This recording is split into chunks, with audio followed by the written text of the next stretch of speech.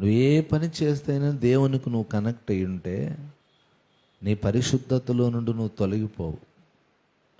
చెడ్డవాళ్ళ మధ్యలో ఉన్న దేవునికి కనెక్షన్ అయి ఉండాలి. అప్పుడు నీవు మురికి నీటిలో తామర పుష్పంలాగా ఆ మురికి నీ మీదకి ఏమాత్రం అంటుకోదు. అలాంటి పద్మములను ఏరుకోవడానికే యేసు వస్తూ ఉన్నాడు. ఈ లోకంలోనే ఉంటారు కానీ లోకపు మురికిని ఏమాత్రము అంటించుకొని పద్మములు.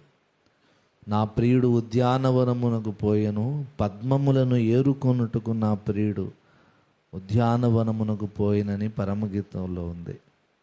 అందరినీ ఏరికెళ్ళడు ఆయన పరలోకానికి. ఈ మురికి, ఈ లోక మాలిన్యాన్ని ఎవరైతే అంటించుకోకుండా తమ రక్షణను కాపాడుకున్నారో, కొనసాగించుకున్నారో వారే నాకు కావాలని ప్రతి సంఘం నుండి వాళ్ళని ఏరుకొని కట్టగట్టుకొని పరలోకం తీసుకెళ్తాడు. ఈ పాస్టర్లు అంతా అలాగే చెప్తారులే, ఎంజాయ్ చేయాలి లోకాన్ని, సరదాలు సంతోషాలు ఉండవేంటి, ఏం ప్రార్థన, ఏం బైబుల్, ఏం దేవుడు, ముసలయ్యాక చూద్దాంలే వారిని అని నువ్వు లోకముతో, పాపముతో, దైవ వాక్య విరుద్ధమైన విషయాలతో రాజీ పడిపోతే నిన్ను ఏరుకొని వెళ్ళాడు ఆయన.